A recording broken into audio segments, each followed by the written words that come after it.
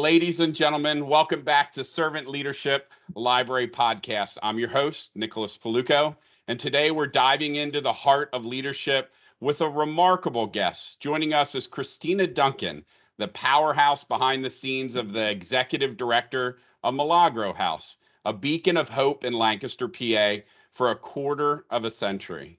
Picture this, for 25 years, Milagro House has been the superhero cape for women with children facing homelessness and poverty, providing not just housing, but a ladder to educate and a lifeline of support.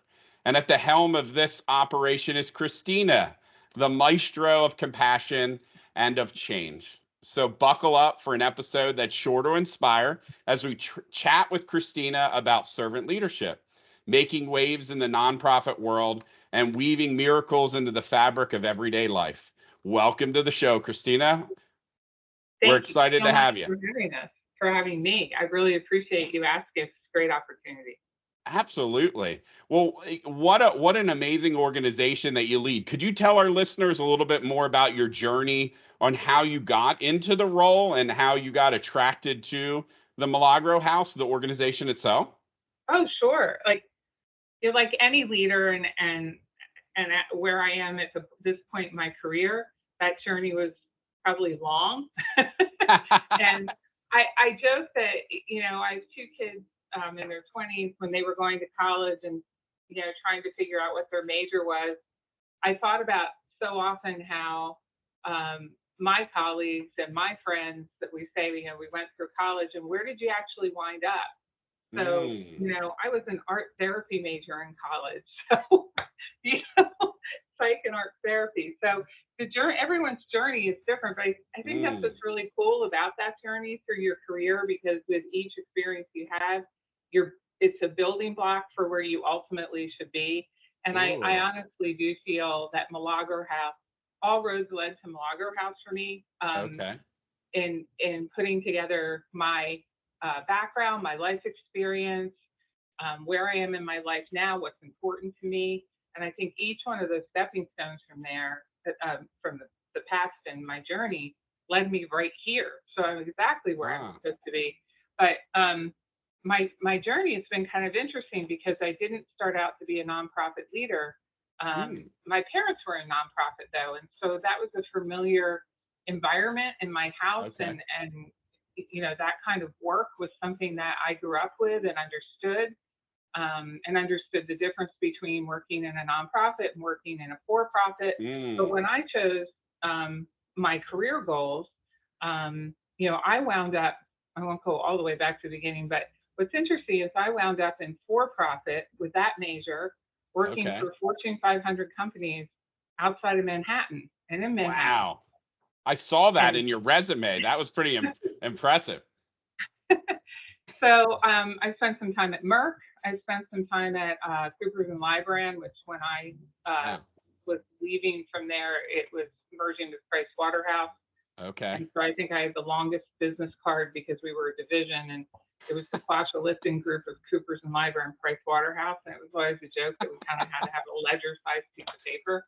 But I primarily worked in marketing communications and project management and strategy, and working with companies to implement employee benefits when I was at Coopers and Lybrand, to communicate well with their employees so that they would get the best out of their benefits program and understand how that benefited themselves and their families. And so I did that for years. And it was at that time that I actually was expecting my first child, and my then husband had been offered a job in Pennsylvania, in Northern Maryland. And when we had Jamie, I said, I cannot do this grind anymore. And so we moved to Pennsylvania because I have relatives in the Lancaster area. We had a brand new baby. He was 3 months old when we moved here. And I remember thinking, there is no way that the plan of me going to work for this company in the Philadelphia office is going to work. It's just not going to happen for me. And I think it's then that I went back to where I was truly comfortable. And that was nonprofit work and making a difference. And there's something about having your first child and what you want to leave them that makes you start to think about, is this it? And what, how do you want them to grow up? So backtracking just a little bit more, my mom was one of the biggest influences in my life and why I'm here in this position right now. And she worked for, as I said, nonprofit in Manhattan. She worked for the American Friends Service Committee, talk about servant leadership, talk about promoting lives of people and helping them live their best life and making sure those opportunities are available to them. I spent my growing up being dragged to just about every event that she ever did and meeting some incredible people along the way. And so when I went back to work, I said, I'm not doing corporate America anymore. It served me well. I'm not downing it. It served me well, but it was not where I wanted to be. And so I went into my journey of nonprofit work, which is the second half of my career, which has been the last 25 years. And I've served various roles in nonprofits in the Lancaster community, and then wound up at Milagro House, which was just every intersection of everything that was important to me. And so that's how I made it to the chair that I'm in now. I've been here for 8 years. When I say everything that was important to me, my children are the most important to me. For, I would say, about half of their growing up, I was a single parent. Parent. And I realized during that experience very quickly that I was very fortunate to have the education that I had and to be able to figure it out and have the resources for me to be able to get a job at a family sustaining wage to support these 2 growing kids who I adored, wanted to give them every opportunity in life. My family always stressed education as being an important foundation. And so here I had this opportunity to serve an organization whose mission is based in education and helping single women with children on their journey to lifelong or long-term sustainability and to breaking that cycle of poverty once and for all. So I can't say my lived experience was the same as theirs, but there were enough things that were intersecting that it is my passion. And so that all roads led to Milagro House for me, and I'm thrilled that I have this opportunity. Wow, that's an amazing story. I think it's really neat, kind of couple things to dive into there, though. But I'd love to wonder more about your mother, right? It sounds like she instilled such a leadership in you, right? Like, wow, that is amazing. Like, tell us a little bit more about her. Would you mind? Not at all. So my mother unfortunately died young. She was only 57. She never knew my kids, which is a gap that I don't think I'll ever get used to. She was an incredibly strong woman at a time in our country's history, our culture's history, when strong women were kind of suspect. It was the 1960s. I grew up in the 60s, and my mom really made it her personal mission, I think, through her work, but also the fact that she had 2 daughters, that her daughters were going to grow up to be independent women who thought on their feet and who did not take the perspectives of others for granted or dismiss them. And so her work, not only her profession, but her volunteerism, was working with people who were in a lower socioeconomic class or who were marginalized because of the color of their skin. And so in my household, I grew up understanding that we are all the same and that whatever we had to do to have our voice as young women, it wasn't just an option. It was not a choice. It was a responsibility. And so she would probably take some chances with some conversations and things that she had through professionally and volunteering to really put herself out there and to challenge herself and to challenge her thinking, and in turn then challenge her daughters to understand our responsibility in our community and in our world. So sitting back and watching the world go by was never an option. She was also just an incredibly elegant, warm person who would accept and talk to anyone and make them feel like they had known her forever and that they were welcome and comfortable regardless of their their warts and their experience and whatever had happened to them, they were comfortable in her presence and in her home. And I'm forever grateful to her, and I miss her terribly. Oh, And what I a wish she wonderful were here woman. now. She Oh, was. what a wonderful woman. Really It would be incredible. amazing to meet her, because that's Yeah. such a groundbreaking thing that she had done. And I think that's amazing. When we talk to other leaders, kind of a lot of the things that have made us who we are is because of some of those experiences. So that's why I wanted to ask a little more. Hopefully that was not too prying, but what an It was amazing not. woman. No, because I talk about her often, and I wish she were here to see where I was now. I think she'd be very proud. I think she would not just be proud of me, but I think she would say, that's exactly what I was trying to achieve with you and your sister. And that would make me really, really happy to know that she knew that. Oh, well, I bet she does know that, right? Yep. Yeah. Oh, that's Absolutely. amazing. And talking a little bit about your journey, kind of where you've been, a lot of the listeners that are kind of learning, we hear this from a lot of college students, like, I have to figure it out. And what if I mess this up? And you said something like really eloquent, right? You're like, listen, it's like, I went for, a certain education. I knew a path, and the path took me to here. And I think, talk to some of the younger listeners of like how that's a healthy thing, maybe, or your experience, because a lot of them seeming today think that maybe that's a failure, right? And I think from what I was hearing is it's more of an opportunity, right? I use these skills and abilities to get me where I am today. That's 100% true. It is not a failure. I think, like I said, everything is a building block.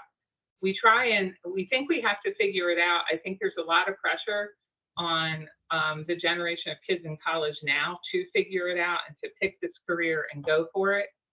If you do that, you're missing everything that's around you saying, have you tried this? Have you tried that? Have you thought about this?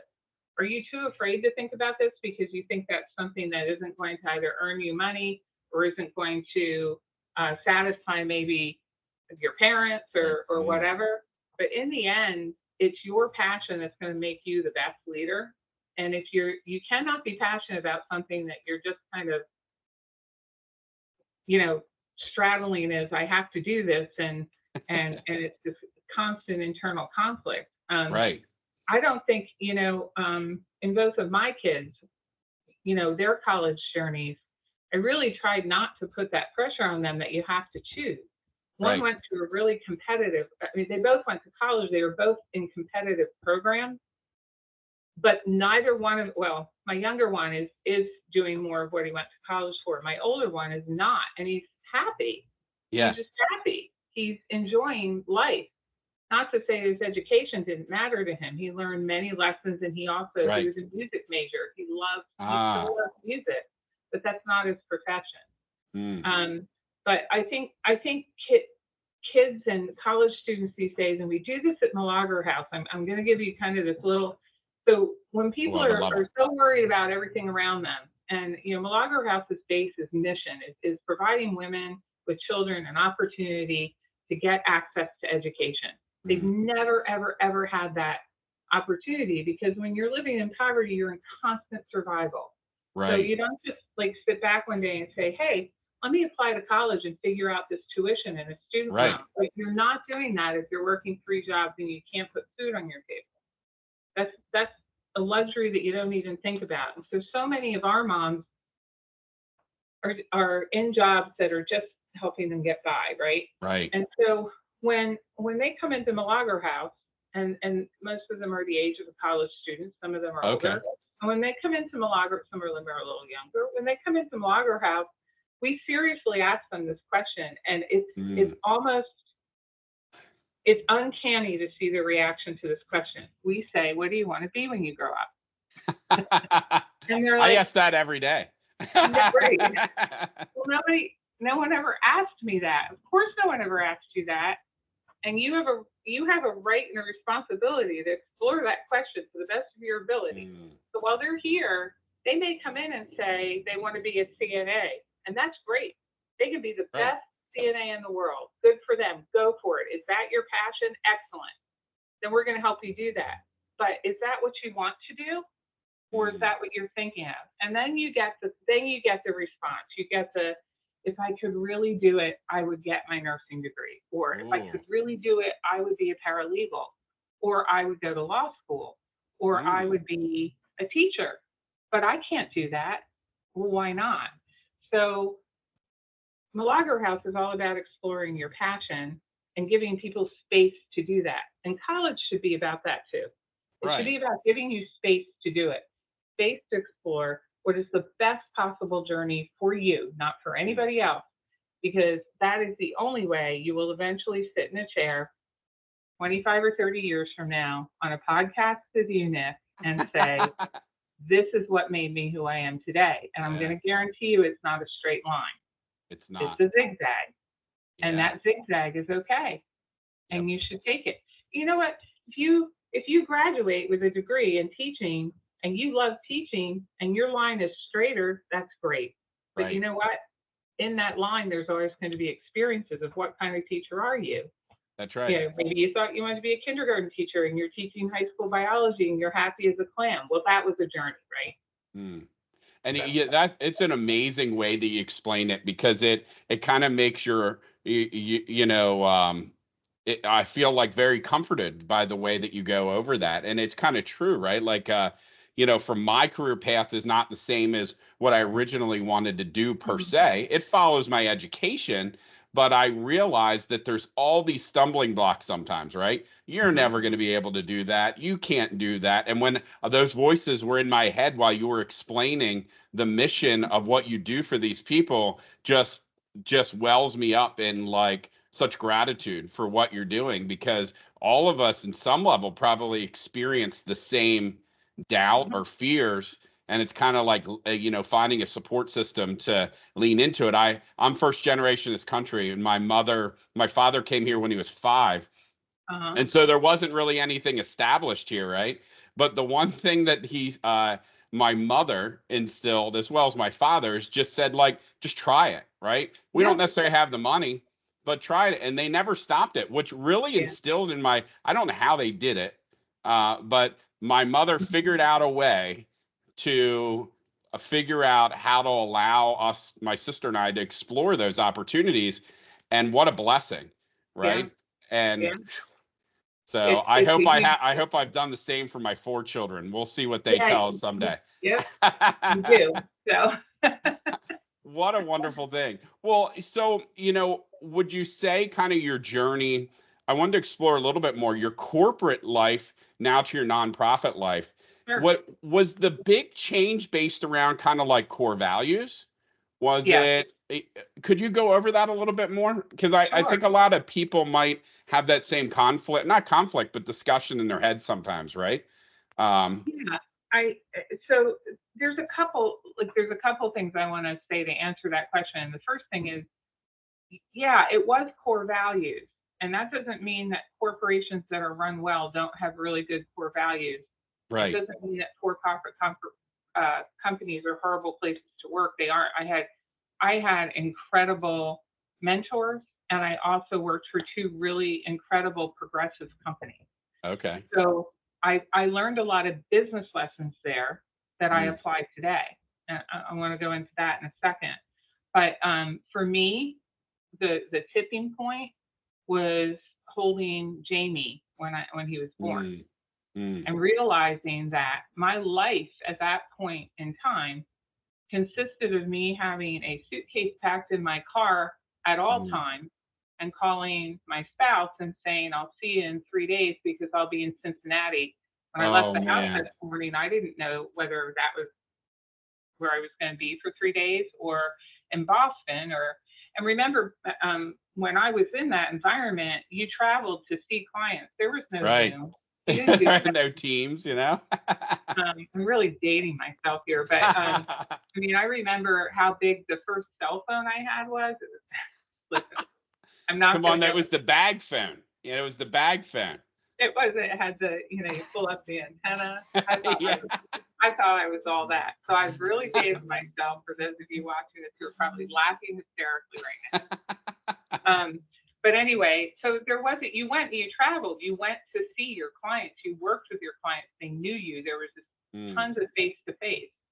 When I wasn't traveling outside of the state, most of my clients were in the financial district in Wall Street in New York City. The hustle and bustle. It was a crazy, wonderful ride.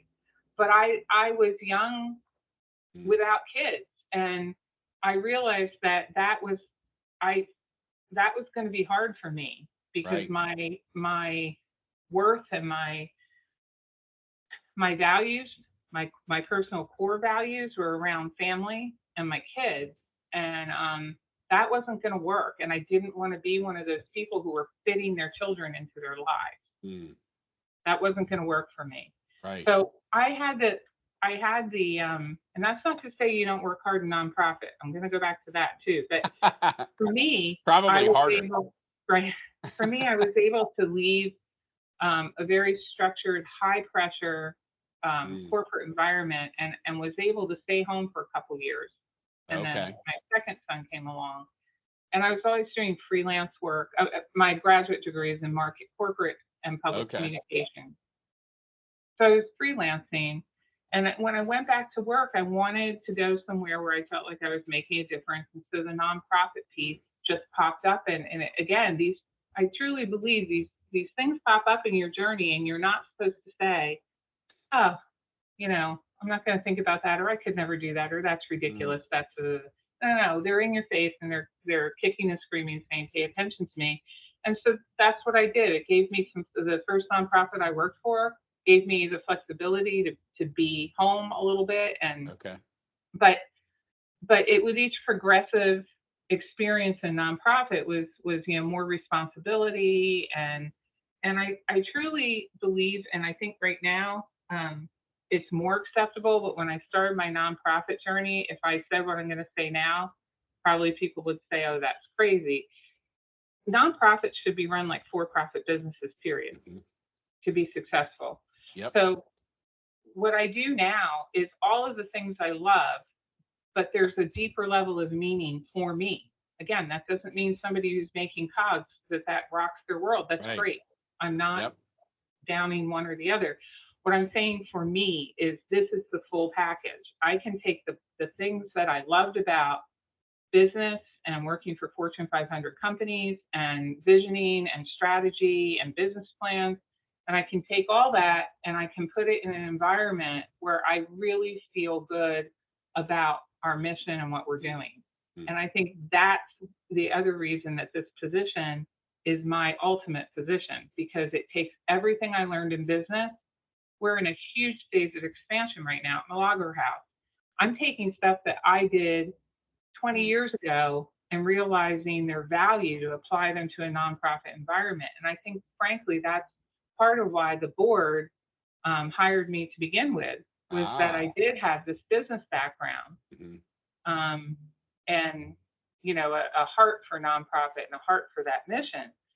I'm like a kid in the candy shop right now. I'm doing everything I love and everything that I feel great about, that I've learned over my career, and I get to apply it in a place that I have no doubt is a life-changing organization for so many women.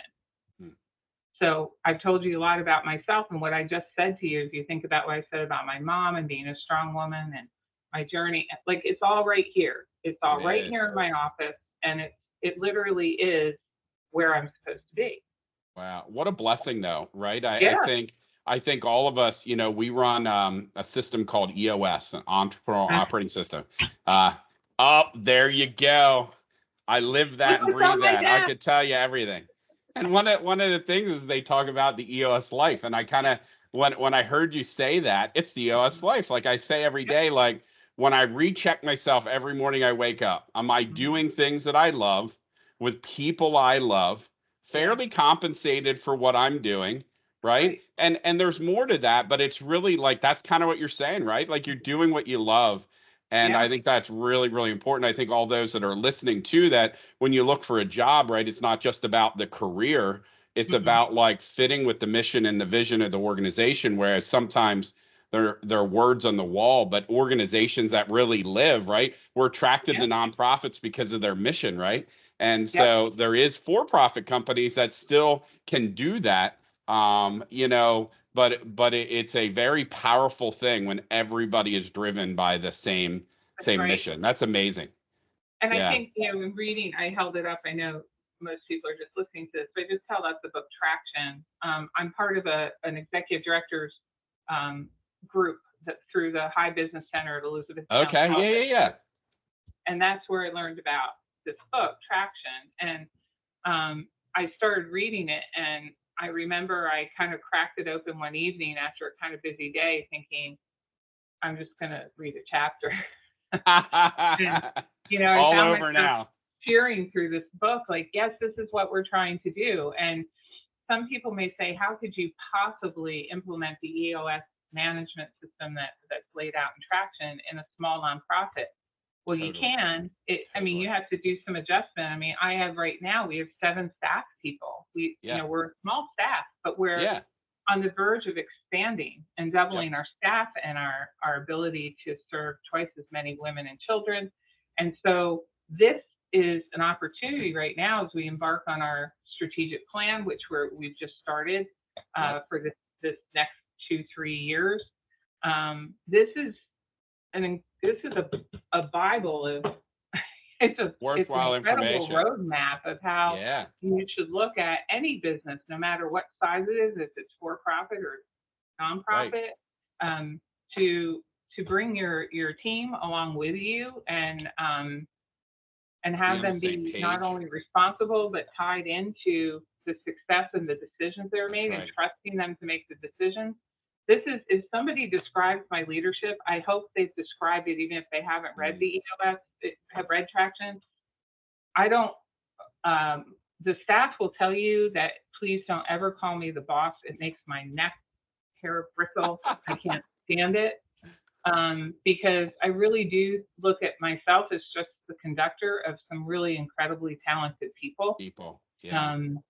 And we are at a really great time in this organization where I want to empower and entrust the staff. And I also need to grow to understand what my role is going to be and how that's going to change. That's right. We have more people working for us. So there's, as they say in the book, I think we're at the letting go of the vine stage. There's a practice for that. We could sideline that one too. But it's really important, I think, in anybody's leadership journey, that they understand at what point they understand where their value is, and that it's not a dictatorship, and it's not if you have all the answers, then I think you think you have all the answers. I think you're doing it wrong. I mean, I think in the book, there's one quote I wrote down because I knew we would be talking about something. One person can make only so many decisions and solve so many problems. If you take one person and you multiply it by, right now we have 7. That's 7 amazing perspectives with 7 amazing opportunities to make decisions.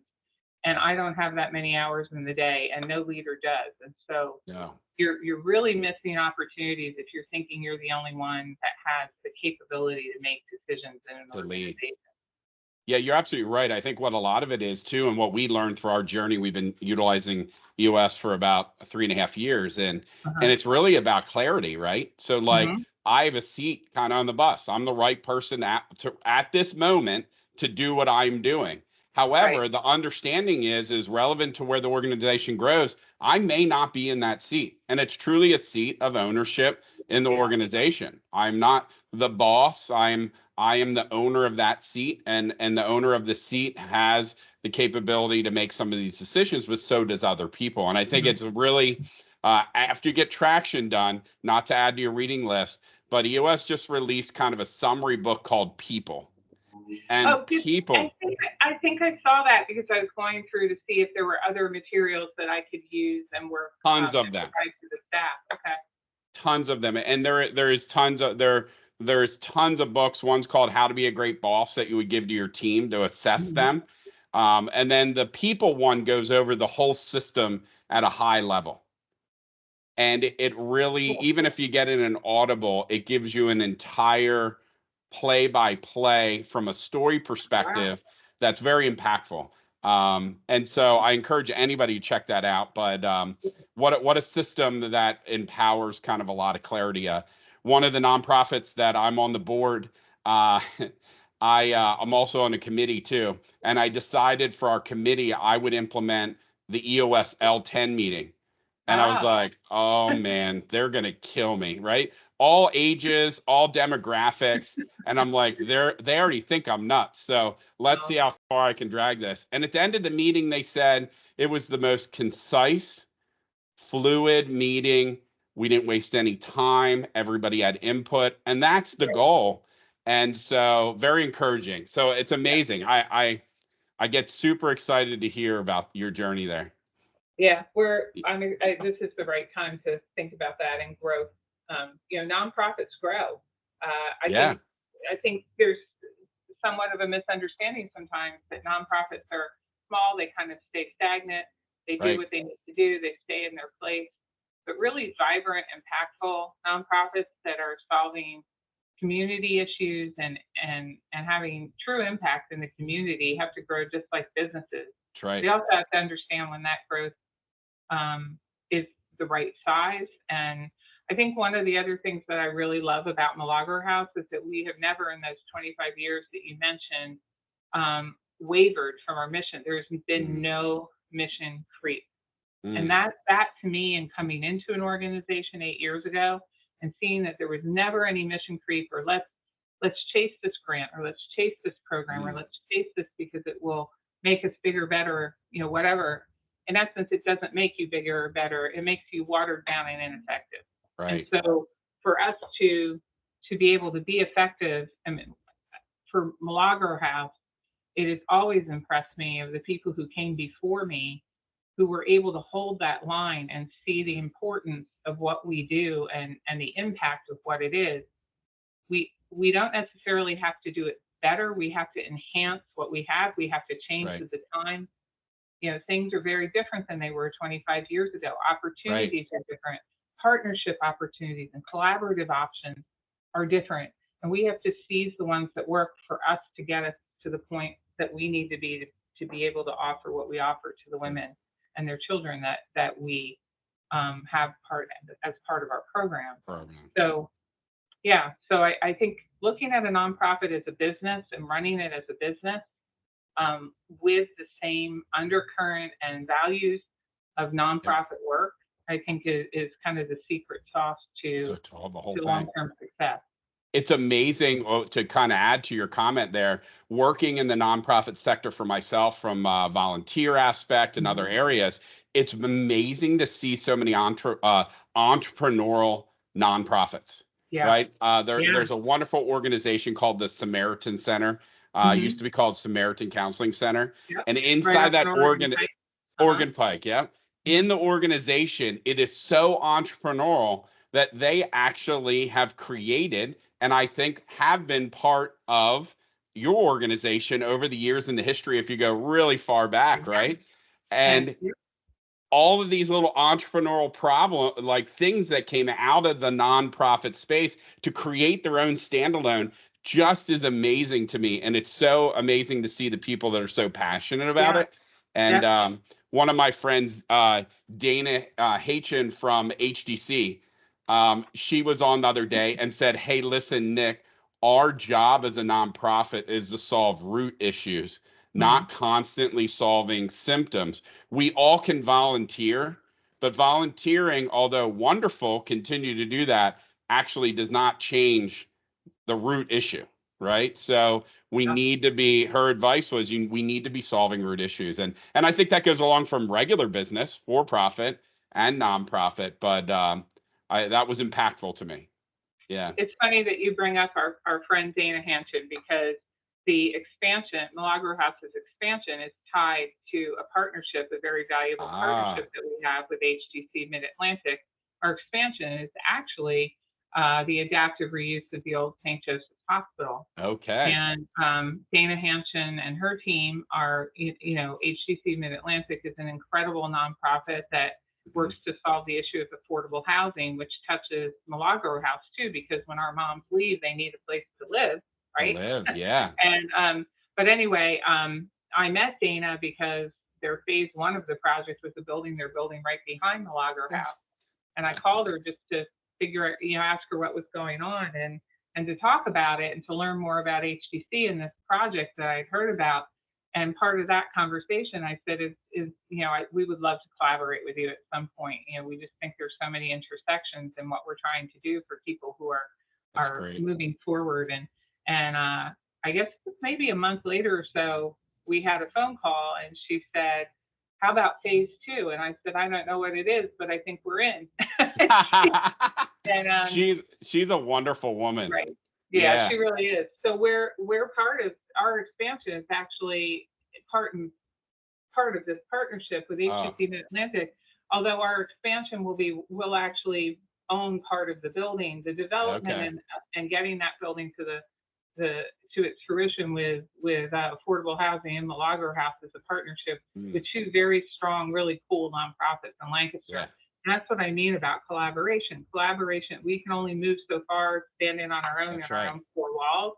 But partnerships with really great dynamic nonprofits, and Lancaster has a ton of them. Yeah. We can leverage all of our strengths instead of asking donors to fund our project, which is the same as someone else's project. Why would you do that? We need to all work together to have a greater impact. So we love collaborating at Milagro House. That's amazing. How we're getting bigger. Programmatic and just this expansion, that's a collaboration. But even programmatically, using our community partners to, like I said, leverage our strengths is a really important part of growth. That's amazing. I mean, I've connected with HTC in many ways. For many years, they've been a client of the company that I run. Oh, cool. And so it has been, 15 years maybe. Mm-hmm. But delving into the history of how the organization started as well comes from kind of my personal side, was actually started in Colombia from one of the Catholic churches, realized that they needed housing for their community, which then became HTC and then HTC Mid-Atlantic. It's just amazing to see the history, but you're right. Like in business, many of us have coaches or they have peer groups. You mentioned like a peer group, it's the same as what I'm connecting. You're saying that your peers, you're working together to create greater good than trying to individually do it. And I think that's amazing. What great inspiration and leadership, right? Some could say, well, we need to do it on our own, and you're leading by bringing other leaders together. So I think that's amazing. Yeah. But break into a little bit. You mentioned this when you were explaining your mother. You said she was really impactful to you for servant leadership. Tell me a little bit from your perspective what you think servant leadership is.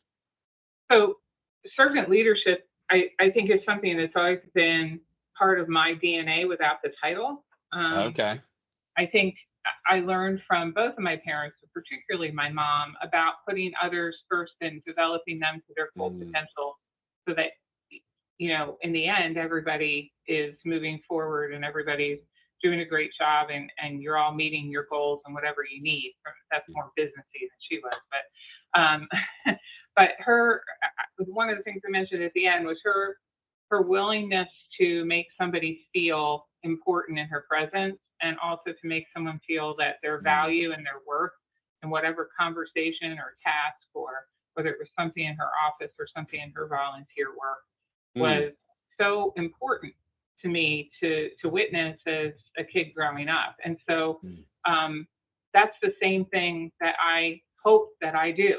And I've worked for all different kinds of leaders. And I've learned a lot from all of them, whether they were really good leaders or whether they were not good leaders. Like it was even in those, to the people who are listening, you are going to have a job experience that is not going to be great. I'm good. But that doesn't mean that you walk out of there going, that was a waste of time and it was a failure and blah, blah, blah. Because I think in some of those situations is when you really learn the most about yourself and your integrity and your worth and whether you felt that you had a voice there, or was it, as it says in Traction, was it a dictatorship? And so when you think about servant leadership, and when you think about it, and when I think about it at Milagro House, when I think about our team of people, you can teach somebody any skill, Yeah. but like you can teach anybody a skill. But if you don't have people who feel like they are in some way growing and developing, which is very challenging in small nonprofits. Right. And so what I try to do is give people the opportunity, whether it's a smaller task or a larger task, that's always going to move them to the next level. And unfortunately, with nonprofits too that are small, where you don't have a lot of levels of growth, and we don't right now, what you have to be okay with as a leader is that you're actually, in some cases, you're preparing them for their next great job. Yeah. And that's the same thing that we do with our women that are leaving our program, the next best thing in their life. And that's okay. You shouldn't sit back and say, well, they're going to leave in a year, or I'm not going to invest time in them. That's crazy. Because in the time that they're with you, if they feel that way, and if they feel empowered to make decisions, and if they have opportunities to learn, it doesn't mean that you can always promote them every year in a small nonprofit, but are they learning? Are they engaging? Are they feeling as if they have worth? That's servant leadership. That's not me sitting here saying, I make all the decisions, you guys just follow them. In preparing for growth, we do have a director level positions here. That sounds silly. We have 7 people, but we do. We have 3 directors, because that's the leadership team that is going to take us to the next level when we have double or triple the staff. Those are the people we're going to hire under. And so right now they're honing those leadership skills that they're going to need to do that. And I'm trying to provide them with every opportunity that I can to do that. And it can be day-to-day or projects, or it can be going to a conference in Miami, which you sit there and you say, well, you're a small nonprofit. Why are you sending somebody to Miami? Because it's the best conference she ever went to, and she still talks about it, and she still implements things that she learned there. Talk about return on investment.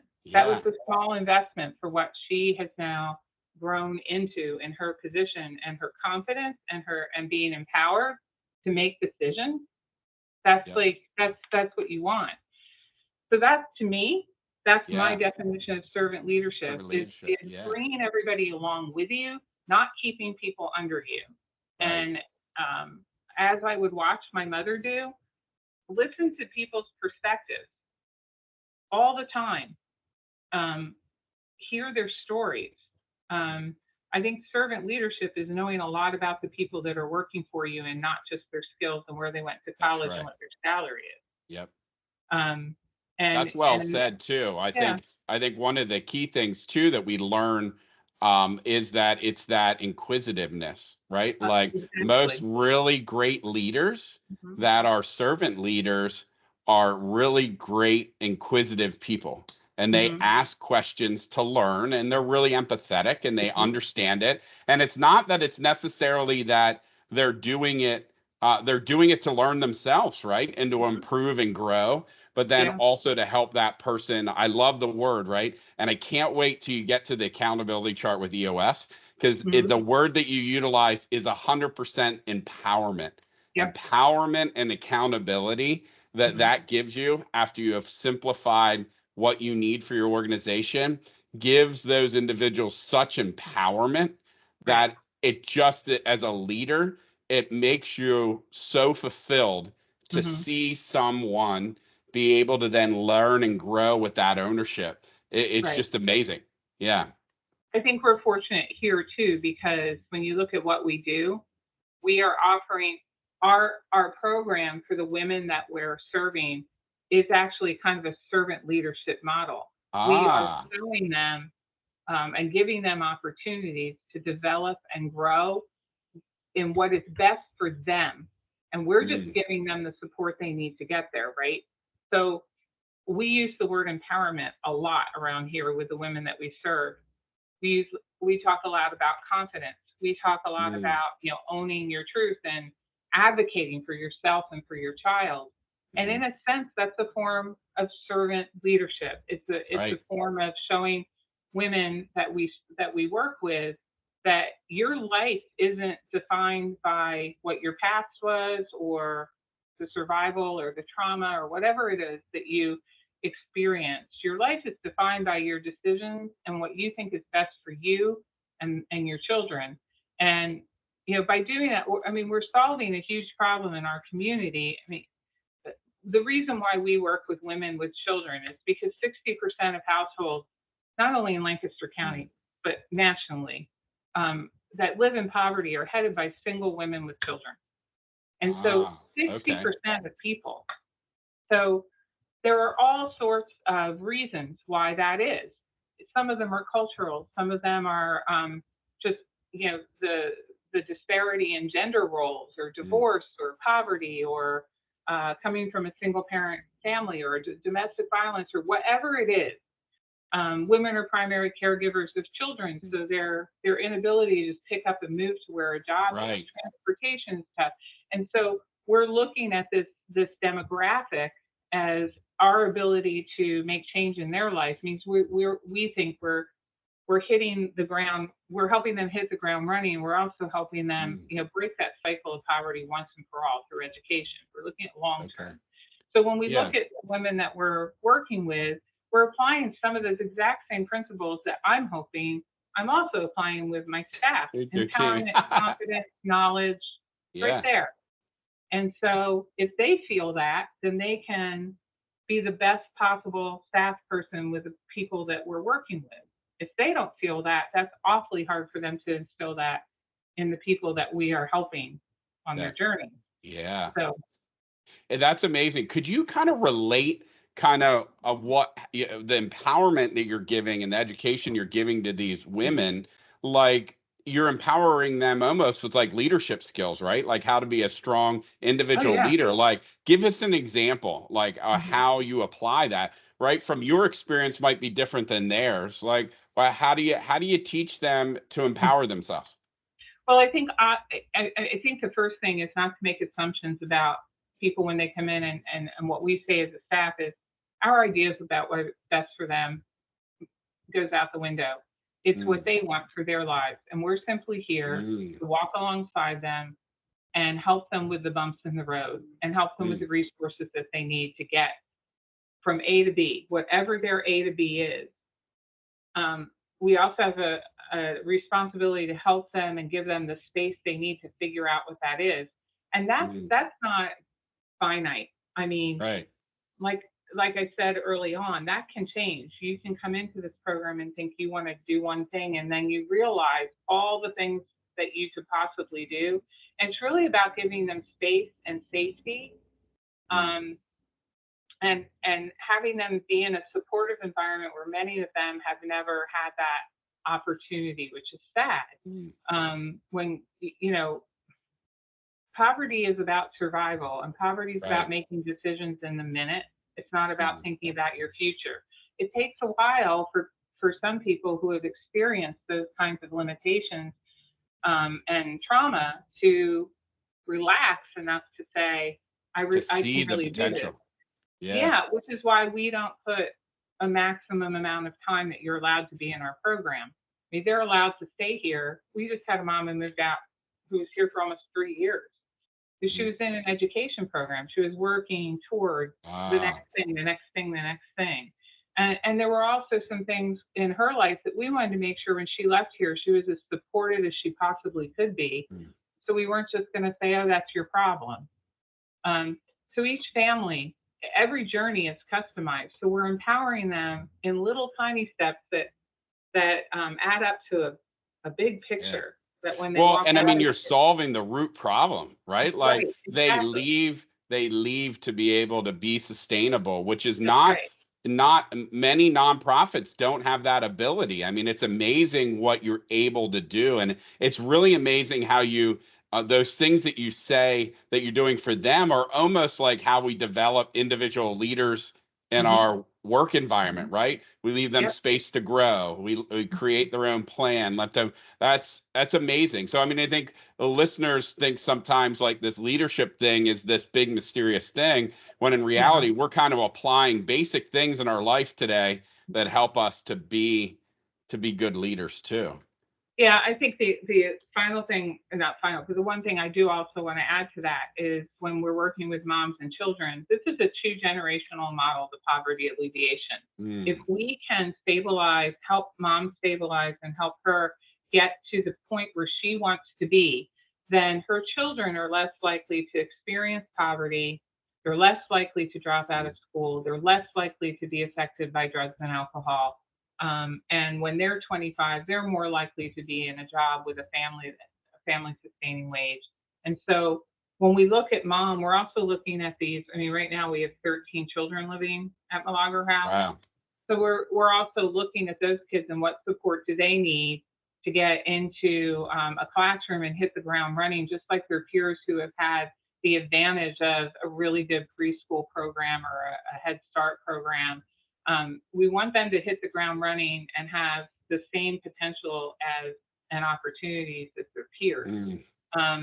And so for us to have really the luxury of having these moms with their children here at Milagro House means that we're affecting 2 generations. We're not affecting 1 generation. There are time after time after time in 25 years, and I'm sure every executive director that's been here before me has had this experience where somebody has come up to them and said, I was a kid at Milagro House. Wow. This just recently happened to me where she came up to me and she said, after I'd spoken somewhere, I was a kid at Milagro House and I was there when I was 9. Wow. And Milagro House, first of all, was the only place that I felt accepted my mom for who she was. That's powerful for a kid. That is super powerful. And to have her say to me, after hearing you speak, not me because I'm great, but just hearing me speak about the program, she said, I'm not ashamed to say I was a kid at Milagro House now. As an adult, I look back and I look at what, I benefited from with my mom. And it was also the first place where I felt safe. I had my own bed. I wasn't living here for 2 weeks and then living someplace else for a month. Those are valuable stories. And what we do say, and this is true, if you live in the Lancaster community, you have run into a mom or a kid from Milagro House. I guarantee it, at least every month or so, that you don't even know it. Right. I mean, they're business owners, customer service reps, they're in management, they're in healthcare, they're in lawyers' offices. They're the mom who's sitting next to you on the bleachers watching your kids play soccer. People have this perspective that they could pick a mom out from Milagro House in a crowded room. And I tell you, you cannot. You can't. And so that's enormously satisfying, as well as it's enormously humbling that I know that even me, that I can walk around with somebody and find out I work at Milagro House, and then they can say to me, I was there, my sister was there, whatever. That tells you a lot about impact, but it also tells you a lot about the need for these services in our community. In the community. Well, and I think it also kind of brings full circle, like the mission works, and it's empowering them to be successful too. I think that's amazing. You talk about kind of the mission, you were talking about some education on traction, because you're, such a wonderful leader. What kind of resources or books or things would you encourage someone that's trying to learn some of these skills? I mean, it's not inherent. I'm sure you didn't wake up one day and say, I'm going to be the best leader ever. I'm sure you were able to develop that. Could you share some of that wisdom? Yeah, I really think that the best advice I could give to somebody who's trying to answer that question for themselves is that regardless of where you are in your career or your journey toward leadership or at what level of leadership you're in, Lencioni says you have to be humble, hungry, and smart. I think is what he says, right? That's right. And the hungry part is not just about looking for that next job and that higher level of pay. Hungry means that you are seeking out people who are sitting in the chair you want to sit in. Yep. And you're having conversations with them with no ulterior motive except to find out why they got there and how they got there and why they're successful. It can be calling somebody up out of the blue and taking somebody out to lunch or to coffee, it not only gives you the opportunity to network. You're not looking for a job. You're just looking for what makes that person tick. And the more you do that, the more you see these intersections of wisdom that can help you on your path. And your path isn't necessarily going to be that person's path, and you're not going to wind up in that chair, right? But there are commonalities towards everybody's leadership journey. And when I say hungry, I mean talk to everybody. Like, don't be afraid. Join networking groups. When you get into leadership, two of the most valuable things that I do right now is one, this group I just talked to you about through the High Leadership Center at Elizabethtown College for nonprofit executives. Joining something like a chamber leadership group or a nonprofit that they have a nonprofit leaders circle that I'm part of. Be one of in a small nonprofit, being an executive director, and I don't mean this in like a horrible way, it can be very lonely because you don't have a lot of staff where you bounce ideas off of. You have you have staff that you work with, but from the perspective of actually your skill set and what your responsibilities are in your job, it can be a little bit lonely. And so you really have to find people that you can share those stories and gain some, hey, if this happened to you, how did you work through this? How'd you handle it? Yeah. Tell you how valuable that's been to me. Well, I've learned over the years that when I get in those situations, I'm like, well, maybe they did everything perfectly, right? And you listen to them and they're like, it goes back to Patrick Lencioni. Are they humble? Wow. When they're humble, they're like, well, I can tell you the 800 things that I messed up and the one thing that's successful. And it took me a long time to realize when I interviewed these people, like, they're just people too on their journey. And they really have different experiences that they can help you with, but you got to talk to a lot of people. I think that's great advice. Yeah. And I think you also, if you're bold enough, I think you have to be comfortable asking them that question. Yeah. Tell me a time when you really screwed up. Yeah. Because I really think that's where your true leadership and your skills and your ability to be humble and problem solve, are you taking responsibility for that mistake? Because, every leader two words every leader should master are I'm sorry. Because we are all going to screw up, all of us. Just because you've reached some level of leadership, it doesn't matter what level it is. You better be comfortable with saying you're sorry to somebody. You also better be comfortable with rolling up your sleeves, because the other thing is I wouldn't ask anyone on our team to do something that I wouldn't be willing to do myself. Right. It doesn't mean I'm going to do it every time or have the capacity to do it, depending on where I am in the week. But if they know that I would do that if I were there, that's enormously powerful to people who are on your team, because it creates that trust, like Lencioni said, right? Yeah. Right. If without trust, you can't build a great organization. You can't build. So, and frankly, doing some of the stuff is actually really fun, because it gets you out of sometimes you feel a little bit out of touch as a leader. And getting getting back into the day-to-day sometimes for periods of time is really helpful to connect to your mission and to your team, but frankly, to connect to yourself. And the other thing I would say with a leader, that you should always look for an opportunity where you can grow yourself. And I'm really, really thankful to the board and to that I have had an opportunity recently that I'm planning right now. I'm actually a Baldwin leader through the Lancaster County Community Foundation. Yeah.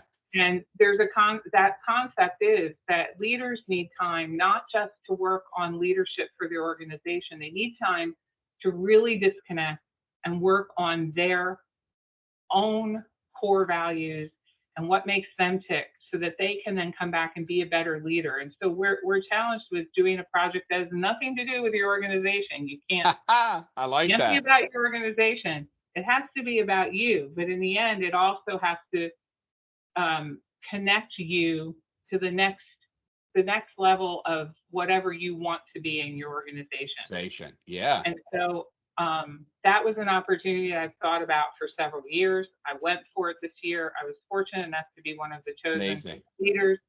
And you have to challenge yourself, and you have to be scared. And I am going to take a risk, and I'm going to jump, and I'm going to be scared, and I'm going to do it. Yep. And that's where you get the most growth, right? That's the next growth. That's right. I think one thing that's amazing, what you were saying there too, in the EOS world, when you get into that, we call it a clarity break. Yeah, and it's a system exactly at which scheduling and listing these questions that you take time to contemplate to reset your thinking on how to, work on the business instead of in it, which sometimes we all say, well, we're doing that all the time. But no, when you step away and you actually take the time to slow down and think about it, it's an amazing experience because all of these things start to become more creative, more thinking. Yeah. So amazing. I'm so happy for you that you're able to do that. I'm really excited. And I would also say the most important thing when you do that is that you're not comfortable. Yes. My one mentor, I said, I have different mentors as I've grown as a leader. And he said to me the one time, he goes, the day that you stop feeling uncomfortable, you probably should quit. And I'm like, wow, that's a little harsh. And he goes, because that means if you're that comfortable, then you're not having any impact anymore. Right. And so that's amazing. Well, kind of, Christina, kind of wrap us up a little bit today. Kind of, what are your parting comments for everyone today? Well, first of all, I think the fact that if you're still with us on this podcast, I haven't really bored you to tears. The fact that you're even listening to this podcast, and the fact that you're even thinking about where leadership fits into your life is a huge step in identifying the kind of leader you want to be and your own journey. And you shouldn't take that lightly. This shouldn't be something that you fit in after the fact. This should be something that's always front of mind. It should be something where you're always putting these kinds of conversations first, and that you aren't afraid to have conversations with other people, as I said. And secondly, you should really see your journey as just that, a journey. There are never absolutes in that journey, and you should always be open for the things to get thrown right in your path. Don't try and climb over those rocks. Figure out why they're there, and figure out if that's the next best thing for you. Because in those journeys, and being uncomfortable and being scared and jumping off a cliff, is sometimes when you find the most beautiful, wonderful opportunities for you. And I will say, I would not be sitting in this seat had I not paid attention to one of those rocks and not just climbed over it and kept going straight. Wow. And so I think being willing to be vulnerable, understanding that leadership also doesn't always mean that you're this huge extrovert and out there. I have a secret for you. I have a theory that all leaders are introverts. And the reason I have that theory is you can be on, but I'll tell you, leaders go home and they need to shut off their brains. And sometimes the last thing you want to do is be out there with people, and that's okay because you need to recharge your battery. Yeah. So leaders are not always out there being type A and, impressing rooms full of people. That's not your goal. Your goal is to be humble in yourself, figure out what rocks your world, and do it. And pay attention to the journey and not take that journey for granted. I love it. That is so empowering. What a great summary. I mean, unbelievable. Well, I appreciate you sharing that with us today. And Christina, I appreciate you being with us today. You've been very impactful. And everyone, that's a wrap for today's episode of Servant Leadership Library. A huge thank you to our incredible guest, Christina, for sharing her wisdom and her passion for serving others through her role as the executive director of Milagro House.